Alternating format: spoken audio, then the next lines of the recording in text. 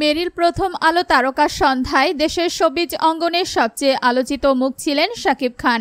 পুরো অনুষ্ঠানে বহু তারকাকে দেখা গেছে তার আশেপাশে থাকতে, যার মধ্যে অন্যতম ছিলেন তাসনিয়া ফারিন।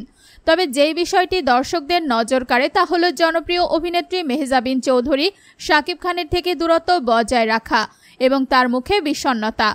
অনুষ্ঠানের ছবি ও ভিডিও সামাজিক মাধ্যমে ছড়িয়ে পড়ে, যেখানে দেখা যায় শাকিব খান একাধিক তারকার সঙ্গে উৎসবমুখর সময় কাটালেও মেহজাবিন ছিলেন কিছুটা একা এবং নির্লিপ্ত। এতে শুরু হয় নানা গুঞ্জন। অনেকেই প্রশ্ন তোলেন তাদের সম্পর্ক কি শীতল হয়ে গেছে। তবে সব জল্পনার অবসান ঘটিয়ে মেহজাবিন চৌধুরী ফেসবুক লাইভে বিষয়টি পরিষ্কার করেন। শাকিব ভাই এত বছর ধরে ইন্ডাস্ট্রিটাকে ধরে রেখেছে, দে আর অল ডুইং গুড। তিনি জানান, শাকিব ভাইয়ের সঙ্গে আমার খুব ভালো সম্পর্ক। স্টেজের পেছনে উনি নিজে আমাকে ডেকে কথা বলেছেন। মঞ্চে প্রচুর ভিড় ছিল, আমি অস্বস্তি বোধ করছিলাম, তাই একটু দূরে ছিলাম। তার এই ব্যাখ্যার পর ভক্তরা কিছুটা স্বস্তি পান।